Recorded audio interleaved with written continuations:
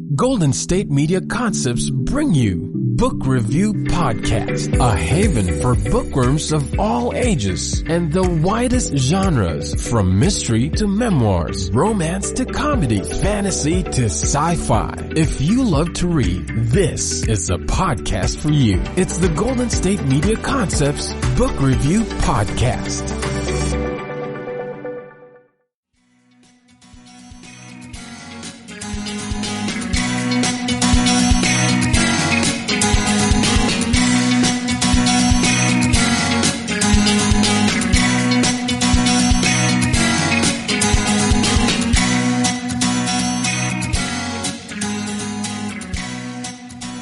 Hello and welcome to the GSMC Book Review Podcast, brought to you by the GSMC Podcast Network. I am your host, Sarah. As always, I am excited to spend a part of this Tuesday with you, talking to another author. I hope that your week is going well so far. Hope you had a great weekend. I know it's hot a lot of places right now, all over the world, so I hope that you're staying cool and hydrated. We had a lovely but very busy weekend. We're into our next round of visitors, and so that has been fun. Actually, there were 4 women visiting. I'd only ever met one of them before. These are some friends of my husband's from our time in California, and so that was really fun to get to meet 3 new, very lovely, wonderful women, one of whom is thinking about maybe retiring in Portugal. So she was here on a scouting trip, and then the others were here visiting as well as part of that trip. But we spent several days. 2 of them, the one that is thinking of retiring and her sister, went on a scouting trip up north. They wanted to see a little bit more of the country, and then the other 2 stayed. And my hubby, the tour guide extraordinaire, we spent 4 days. We spent 1 day with all 4 of them, and then 3 days with 2 of them, and just went a million different places and saw a billion different things, as we do. And it was very nice. It was hot, but I'm always hot, so what else is new? You know this about me. At any rate, it was a really nice weekend, but hubby and I were both really tired yesterday when it was time to wake up and go to the office after being just, he should be more tired than I was. He did all of the driving except for a little bit that I did one day, which was very, very kind of him, both for our visitors and for me, because it can be stressful, especially when it's high season and there's lots of people everywhere. But yeah, we were tired yesterday, and that's about it. Now we're waiting for my sister and nieces who get here on Thursday, and we will be off and running once again, and you'll get to hear all about that next week, I am sure. I'm so excited to see them. I haven't seen them since April of last year when I went home, so can't wait. Very, very excited. But let's talk about a book, shall we? Today's author is Angela Greenman. We are talking about her debut thriller. It's called The Child Riddler. Let me go ahead and give you the description of that book. Despite the angry scars she carries from her childhood training, Zoe Laurel has reached a good place in her life. She has a dream job as an elite operative in an international spy agency, and she's found her one true love. Her world is mostly perfect, until she is sent to abduct a 9-year-old girl. The girl is the only one who knows the riddle that holds the code to unleash the most lethal weapon on Earth, the first ever invisibility nano-weapon, a cloaking spider bot. But Zoe's agency isn't the only one after the child, and when enemies reveal the invisibility weapon's existence to underground arms dealers, every government and terrorist organization in the world wants to find that little girl.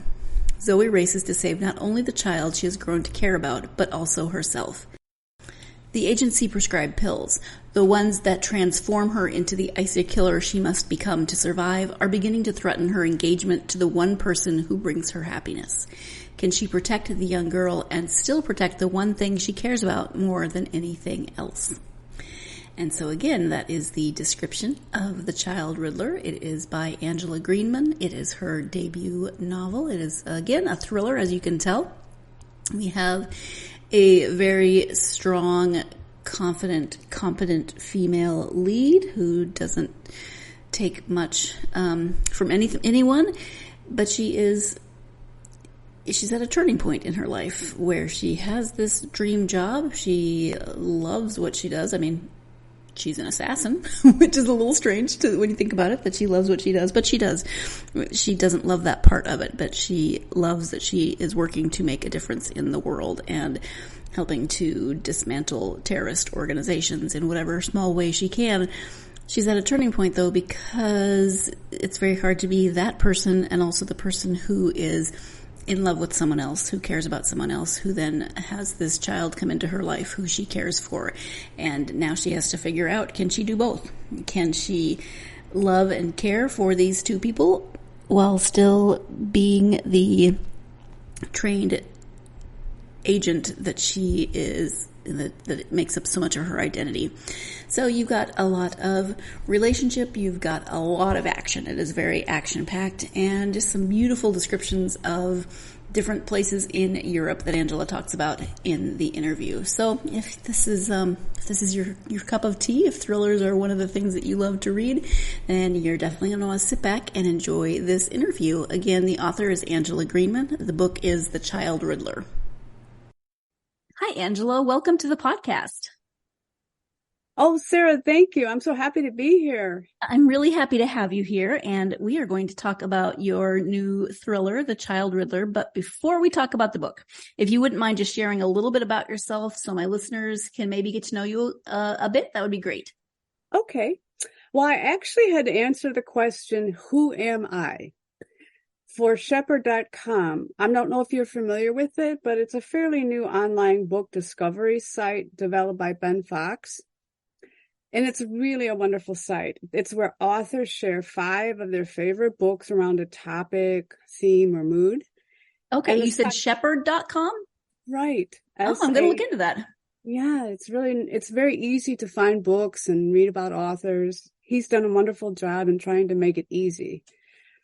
And so authors share 5 of their favorite books, and then you can go search for an author or a Wikipedia topic. But anyway, I had to write about myself because I'm one of the authors that recommended 5 of my favorite books. And I think I'd like to share that because when I really sat down and think, who am I? The way he worded it, it really just made me think. I'm a writer and an internationally recognized communications expert who grew up poor, homeless, and oppressed by fear and violence. I am a woman who broke through the glass ceiling and had an exciting career with the U.S. Nuclear Regulatory Commission and the International Atomic Energy Agency, where I became a leader on the international stage. During my troubled times growing up, I fantasized about being an elite operative who got the bad guys and traveled the world. That's why I wrote about one in my debut thriller, The Child Riddler. I know how hard it is to be a strong woman. That's why I celebrate them. Well, thank you for that. Oh, I'm sorry. No, that's what I wrote on the site. And it's been an interesting journey for me, even writing my first book. I never even thought about why I wrote it. I just wrote it. But then afterwards, you have to do interviews or develop an author brand. And I never really thought about it until after I wrote the book, that it really came out of my background as a child. So it was a fascinating journey for me. Yeah, isn't it amazing that you just never know what is going to trigger a response and where that response might take you. Yes. That's great. So thank you for putting that much thought into your answer and then sharing that with my listeners. I really appreciate that. So the book is a thriller, as we said. It is The Child Riddler. Can you give an overview of the story? Oh, sure. When you pick up The Child Riddler, you'll hunt down a terrorist in the Prague castle, be followed in Vienna, Austria, rescue a child in the Italian Alps, and more, all over the first ever invisibility nanoweapon. And then to kind of give you a little more background, Zoe is a top operative. She's sent to abduct a 9-year-old girl who is the only person who knows the riddle that holds the key to unleash the most lethal weapon on Earth, a cloaking spider bot. But she soon finds herself in a race to save the child she's grown to care about. She travels to 6 countries in the book: Austria, Bulgaria, Czech Republic, England, Italy, Malta. And they're all places I've had I've been to and have had an impact on me. So like most writers, I collect personalities or interesting or quirky things about people. But I also am a very sensory writer. I really strive for sensory immersion. So when I travel, I try to collect textures and colors and scents of everything that's around me. So I have this like creative toolbox in my head that I can select that exact truth, that thing that really just triggers that for me, that I hope will also make the scene alive for the reader. And I've been to 21 countries. I've been very fortunate, and I worked in 16 of the countries. So my sensory toolbox is stocked with so many rich memories. It is time for our first break of this episode, now that you know a little bit more about the book and a little bit more about Angela. When we come back, Angela will be reading 2 passages that she has chosen that really epitomize the way that she likes to write, especially about details about some of the places that are represented in the book. So stay tuned. You're listening to the GSMC Book Review Podcast, and I will be right back. GSMC Beauty Tips Podcast gives you advice on everything from hair to fashion to skincare products. We'll talk about the latest trends in makeup, hairstyles, and anti-aging remedies. And we'll cover all of the newest fashion trends. If you have an interest in or questions about the beauty trends that might work best for you, the Golden State Media Concepts Beauty Tips Podcast has got you covered. Download the GSMC Beauty Tips Podcast on iTunes, Stitcher, SoundCloud, Google Play, or anywhere you find podcasts. Just type GSMC in the search bar.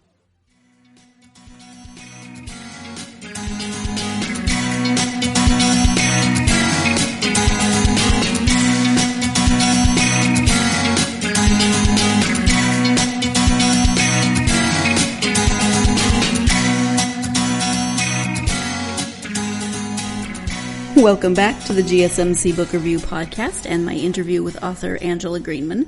During the break, I had to wait for a couple of minutes because, as I said, it is the high season. There are a lot of people here, and the traffic in front of our office was backed up a little bit, as it tends to be. It's a one-way street in front of our office, and then one street over is a one-way street going the opposite way, so sometimes things get backed up, and there was a car outside just jamming to it was actually very fun music, but it was really loud. So I had to wait till they went by before I started recording again. But on that note, let's go ahead and return to the interview with Angela. If it's okay, Sarah, can I read 2 very short passages so I can kind of explain what I mean by sensory immersion? Oh, yeah, that would be great. Okay. The first one is where a character is in Vienna, Austria, and he is touring the Habsburg historic staterooms in the Albertina Museum. His leather loafers silent on the exquisite rose and ebony inlaid parquet floor, Xavier strolled through the deserted staterooms. Greeted by brilliant turquoise, bright canary, and rich burgundy silk wallpaper, under grand chandeliers, surrounded by exquisite furniture and shiny gilded ornaments, he breathed in opulence. This is where he belonged. And then the last passage I wanted to read is the same character. He's in a home in Petrix, Bulgaria. They entered a large garden, wooden trellises draped with gnarled grapevines that looked to be more than a century old, stood tall at the entrance. Plump, deep red grape clusters hung from the thick vines. Red and pink rose bushes, apple and peach trees, and assorted vegetables, cabbage, tomatoes, beans, potatoes, and peppers, lined the neatly planted garden. Xavier took a deep breath. The rose's sweet fragrance, used in the specialty essential oil and the perfume of Bulgaria, floated in the light breeze, a pleasurable incense after being in a stuffy car. Folk music played in the background. He scanned the garden, but didn't see a speaker or a sound system. And I actually was in a garden like that. And that's a very vivid memory for me of how neatly planted it was and the wonderful smell of roses, because Bulgaria has roses all over the mountains and they make the special perfume from it. So it was just a scene that just so vivid that I remembered it, and I wanted to put it in the story, and it worked out great. Which is wonderful because we all have memories of places that we've been, but then to be able to incorporate that in such a lasting way in something that you've written. Yeah, I'm very proud of the Child Riddler. It's been exciting because, the book has been garnering awards. I just found out Friday night, Sarah, that the book is a finalist for Killer Nashville's 2023 Silver Falchion Award in 2 categories, Best Action Adventure and Best Thriller. That is awesome. Congratulations. Thanks. And earlier in April, the Child Riddler won the International Firebird Book Award. And then last year, it was named one of the best books of the year by bestthrillers.com. It was a finalist in their book awards. Those are all really great. And I understand it because what I like about, with books like this, you don't want to give too much away because you want people to read through the twists and the turns. But I will talk about the first few chapters in the castle in Prague that it just feels like the opening scenes of a movie, right? You get the character. She's immediately put into this situation where she's on a mission. You did a great job of feeling like it was the opening scenes of a movie where we know this character is going to be the main character. We're learning about her and we're getting glimpses into what makes her tick. Oh, that's great feedback. Thank you. You're welcome. Which actually leads me to, let's talk a little bit more about Zoe, that main character. Can you talk about her as a character and what might resonate with readers? Sure. Well, I was on vacation in Vienna, Austria. I saw a life-size photograph of a woman staring at me from a store window. And she gazed over her shoulder with this confident, badass expression that said, "I can see you, but you can't touch me." That was Zoe. From that moment on, she was real for me. I took a picture and I hung it up in my office and I just looked at this. And that's actually the very similar scene to the cover of the book. That's where I got the idea for the woman model on the cover of the book. She was looking over her shoulder, kind of. And I wanted to live Zoe's life, obviously, because of my background. And I was really wanted female strong characters. But I think I also wanted to delve into her psyche, because I think there's some of me in her, a scarred woman who's driven and she thinks she has to be all for everybody.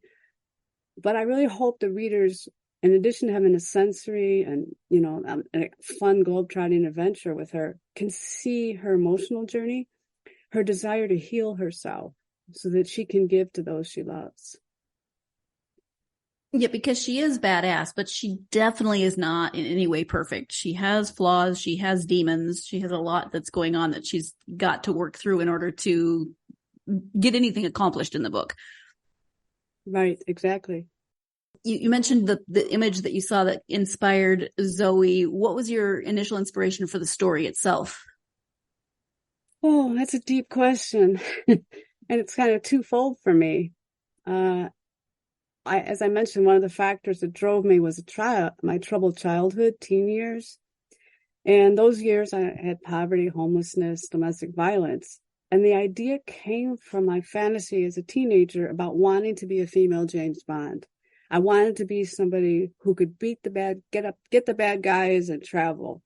Because I wanted to beat up all the bad things in the darkness of my life. And I wanted to get away from where I was. So that really inspired me to create this character that I wanted to be. But what really inspired me to write down my fantasy, was I was failing a grade in grammar school because of all the rough things going on in my life. And this teacher said to me, if I would read books and then write an essay about the book, she'd give me a chance to pass to the next grade. And the stories I read in those books, I really think saved my life. They showed me that there really was another world, and that gave me a lot of hope. And I really also learned I wasn't alone in having troubles, and other people had troubles and they overcame them, so I could do it. So, books are very powerful, and I really wanted to share this powerful ray of light with others. Because that's just what's so wonderful about books. There's a story for every single need. I mean, if you're lonely, you can find friends in books. If you need an escape, there's an exciting story. If you need hope, there's tons of books on redemption and people overcoming hardships. So I wanted to write a book with a strong female lead. And I think in a more subtle way, I wanted my story to be a message for women to know that they're strong and that there's hope. for young women. And then if women are feeling downtrodden like I was, and there is hope, because I really experienced what my mother faced as a single parent with housing discrimination and other things. And I also grew up seeing women only as sidekicks on TV and movies. So I wanted, in my world, the world I created in my story, to have strong women as leads. So I told you this. I love that. And I love what you said about books, because it's absolutely true. When obviously you can't go back and change your past, but did you find the writing of this book cathartic in any way, kind of tapping into those past experiences? That's an interesting question, because I thought about that same question, because I did the book over a long period of time. As I said, I was an international consultant, so I was constantly traveling, and I had to study countries. I was evaluating and working with countries on their nuclear power emergency response, and so they were very technical things, and I had to do a lot of studying for them before I went to the country. And so I would go 4 months without writing, and I'd come back, maybe in 2 months, I'd write the story, and then I'd go back traveling. So it was a long journey to do this book. So I don't think I really consciously felt any cathartic thing from it. I think the end result of me writing it down and thinking about what we're talking about now, why I wrote it, who she is, that's my cathartic moment after I did it. It was just such a blur trying to get these thoughts down in between doing everything. So no, I think but maybe writing it down was kind of an escape for me without me realizing it. Mm-hmm. Yeah, you just never know. Time for our second break of this episode. When we come back, a little bit more about Zoe and her relationship with Isabel. Stay tuned. You're listening to the GSMC Book Review Podcast, and I will be right back. Tired of searching the vast jungle of podcasts? Now listen close and hear this out. There's a podcast network that covers just about everything that you've been searching. Hey! The Golden State Media Concepts Podcast Network is here. Nothing less than a podcast bliss with endless hours of podcast coverage. From news, sports, music, fashion, cooking, entertainment, fantasy, football, and so much more. So stop lurking around and go straight out to the Golden State Media Concepts Podcast Network. Guaranteed to fill that podcast itch. Whatever it may be. Visit us at www.gsmcpodcast.com. Follow us on Facebook and Twitter, and download us on iTunes, SoundCloud, and Google Play.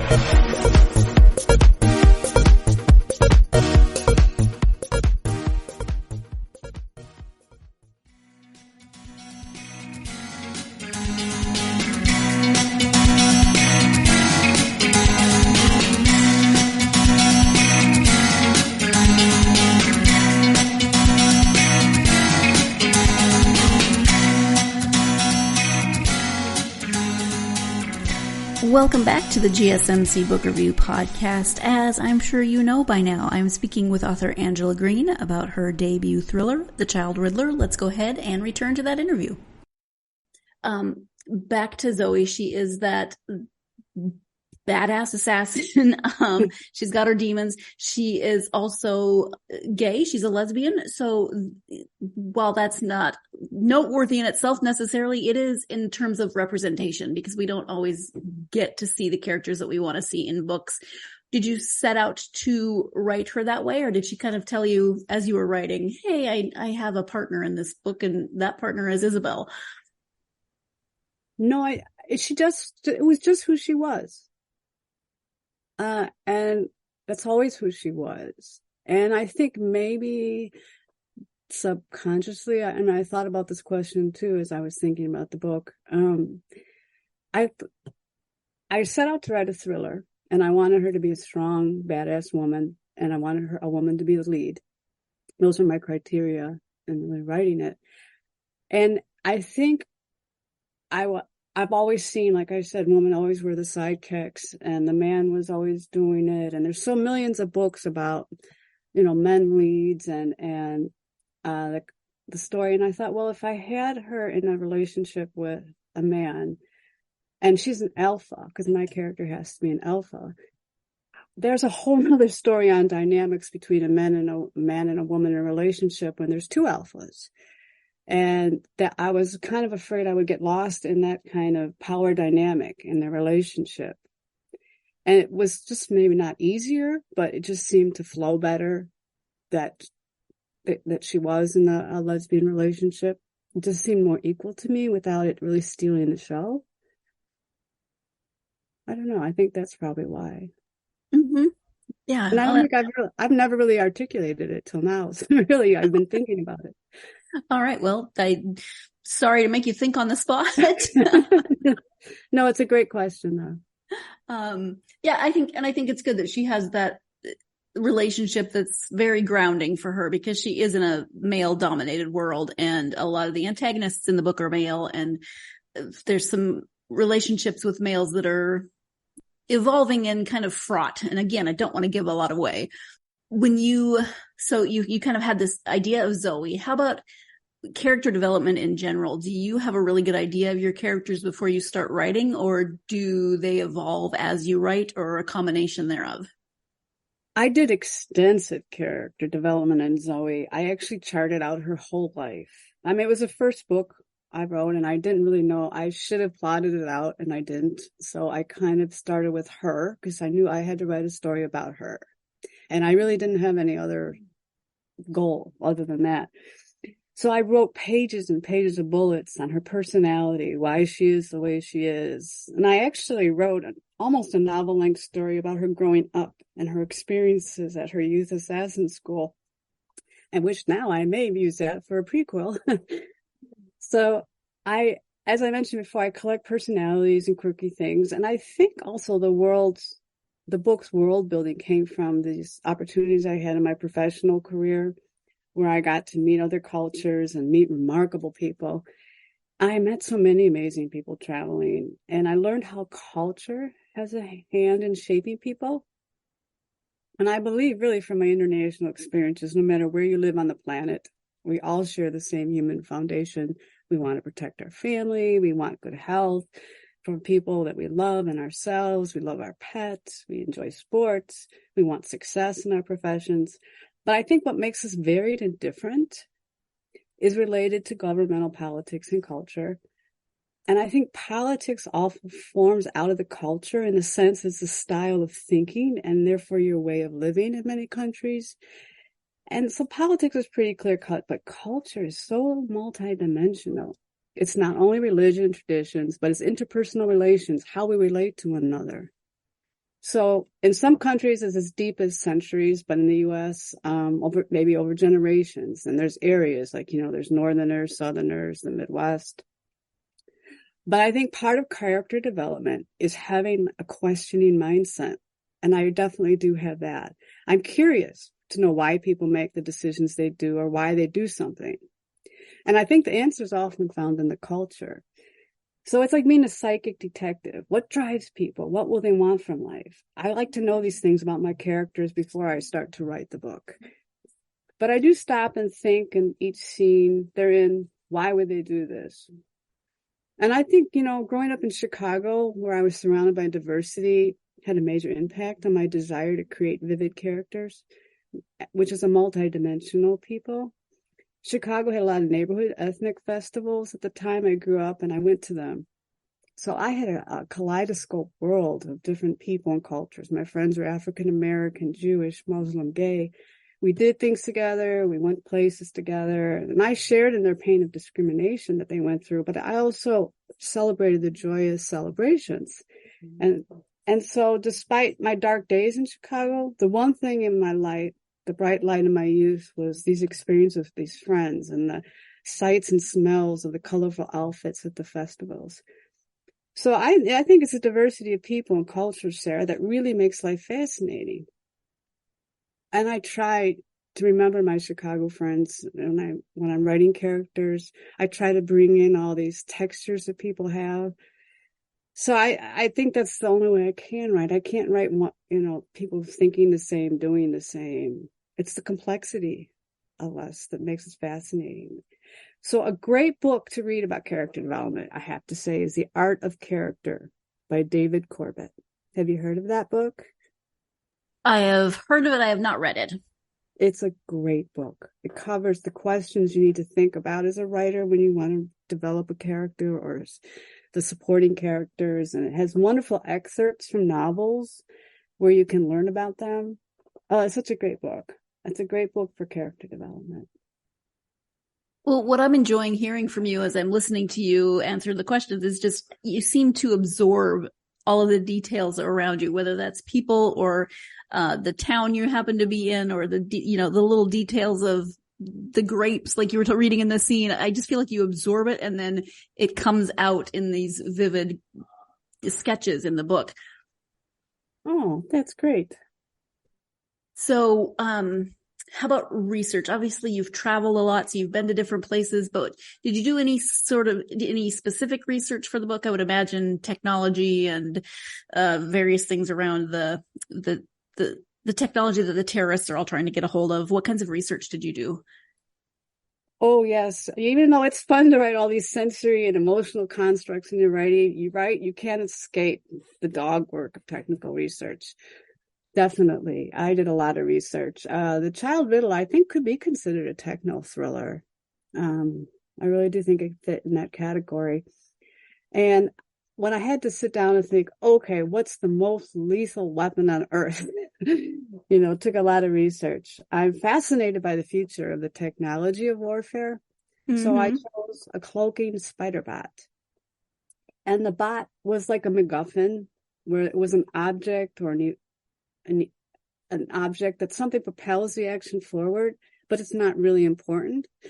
Alfred Hitchcock used this technique in films like in Notorious. The MacGuffin was the radioactive uranium ore.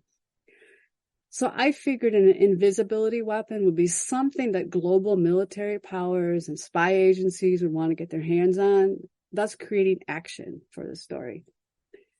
And cloaking technology has elements of nanotechnology, which is manipulating matter on an atomic scale.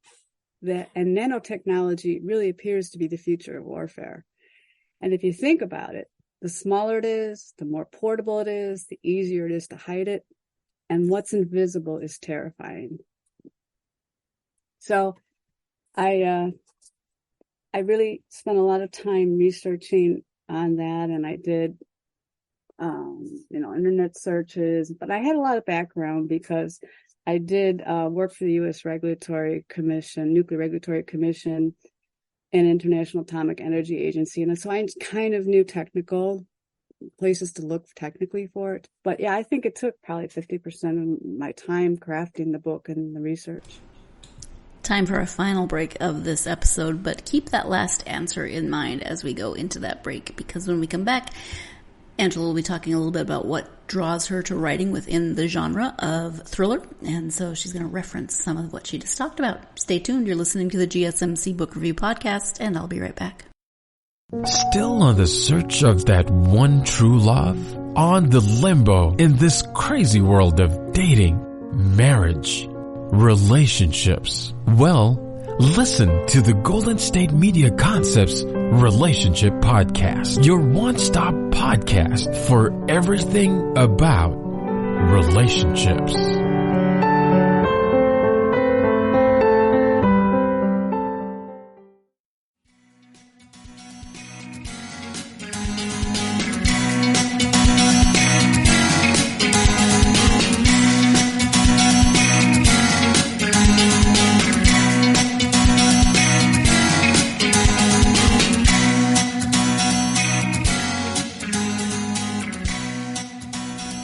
Welcome back to the GSMC Book Review Podcast and my interview with Angela Greenman.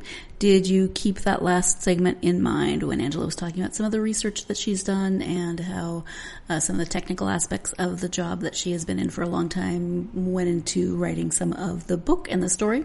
Keep that in mind. At any rate, let's go ahead and return to the interview.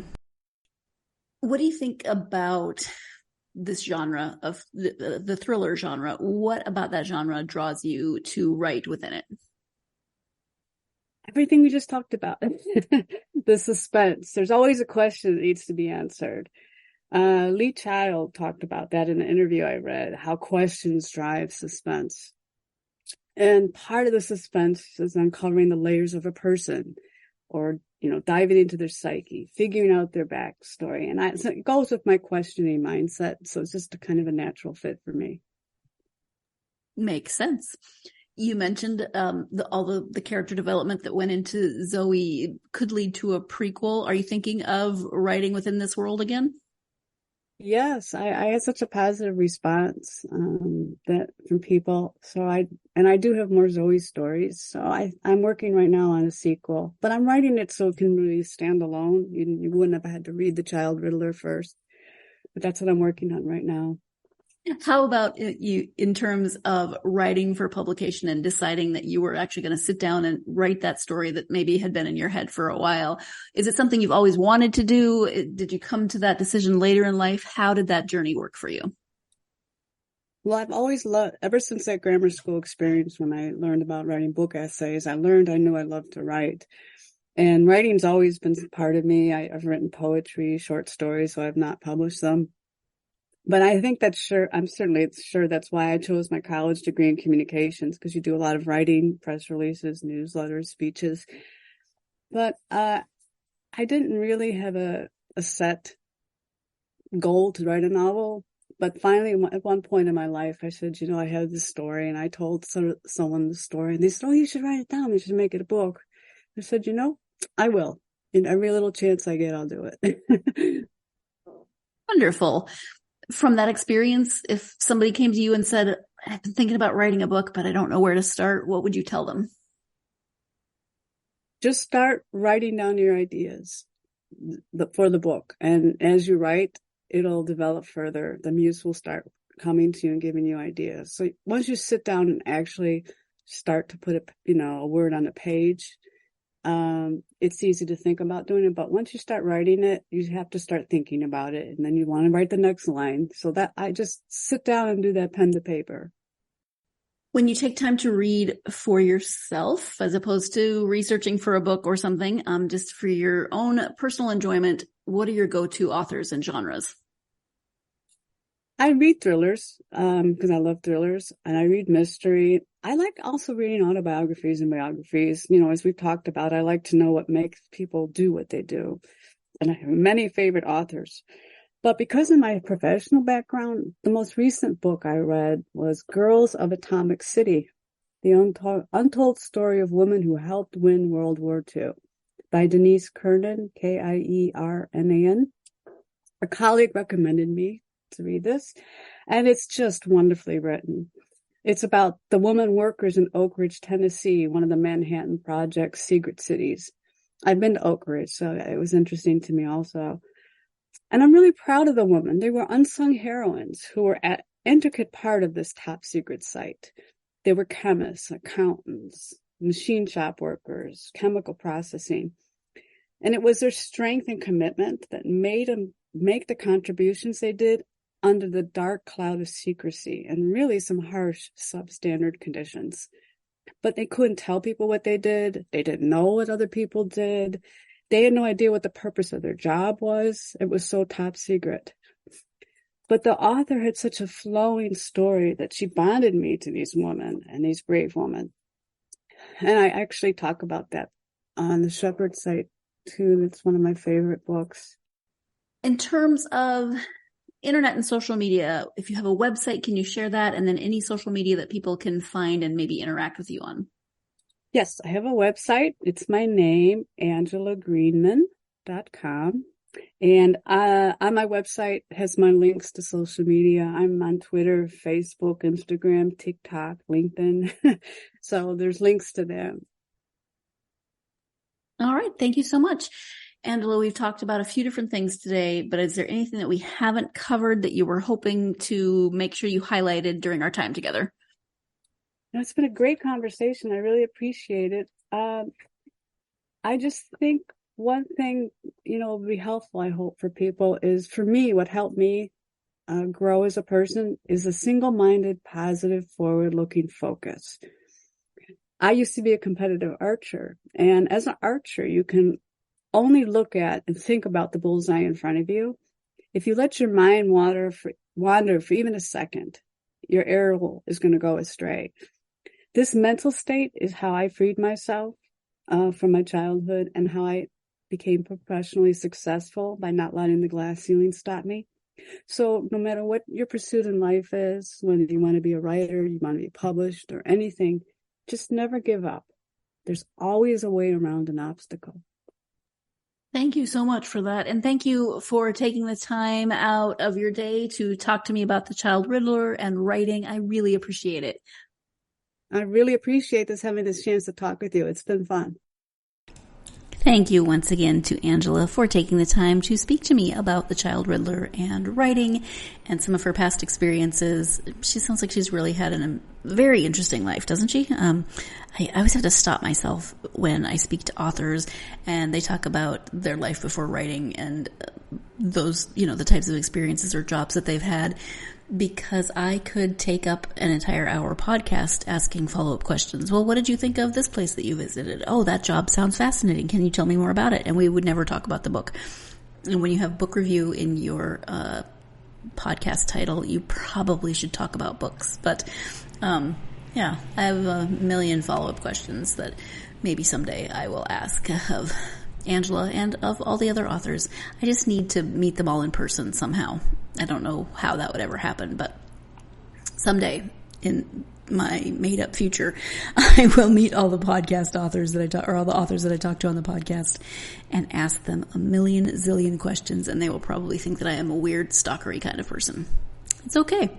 Thank you to Angela. As I said at the beginning, if you're a fan of thrillers, if you like strong female lead characters, if you like the representation of having the LGBTIAQ plus community represented in that lead character, doesn't happen very often. They're often side characters. So a lead character, you should definitely check out The Child Riddler because I think you'll enjoy it. If that's not your cup of tea, there are other books out there, but maybe you know somebody who loves thrillers and would like to check out this book, and you can say, hey, I just heard a great interview with an author that I think you would love, and maybe you should check out her book.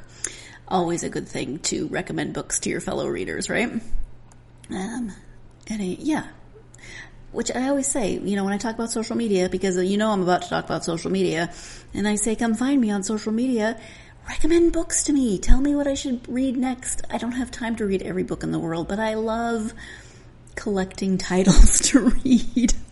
I am a TBR, to be read. I'm a title hoarder. I love just looking at books and planning what I might read down the road and just finding new authors, etc. So when I say hit me up on social media, I really mean it.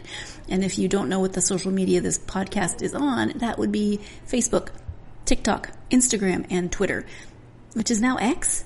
But you know it as Twitter. I'm going to keep calling it Twitter until probably forever. But Facebook, Twitter, TikTok, Instagram, that's where you can find the podcast. Come find it and me and talk to me about books and reading.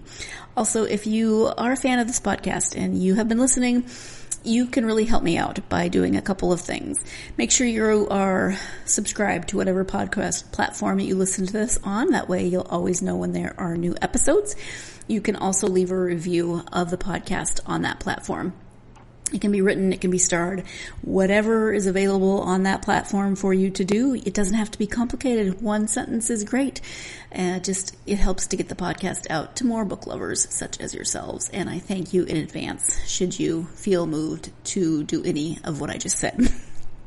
And speaking of knowing when new episodes come out, of course, there's a new episode next week. I have a returning author coming back to the podcast. That's what returning means, right? I have a returning author next week. Soraya Wilson is joining me to talk about her romantic comedy, The Chemistry of Love. So join me for that episode. I am looking forward to having her back on the podcast and talking about this newest rom-com of hers. I hope you're having a great week. I hope that, as I said, you're staying cool and hydrated wherever you are. If you're in the Southern Hemisphere and it's your winter, I hope that you are staying warm but you're still staying hydrated because hydration is important. But whatever you are, whatever you're doing, wherever you are, however hydrated you are, what I really hope is that you have plenty of time to get yourself lost in some amazing books this week. Talk to you next time. You've been listening to the Golden State Media Concepts Book Review Podcast, part of the Golden State Media Concepts Podcast Network. You can find this show and others like it at www.gsmcpodcast.com. Download our podcast on iTunes, Stitcher, SoundCloud, and Google Play. Just type in GSMC to find all the shows from the Golden State Media Concepts Podcast Network. From movies to music, from sports to entertainment, and even weird news. You can also follow us on Twitter and on Facebook. Thank you, and we hope you have enjoyed today's program.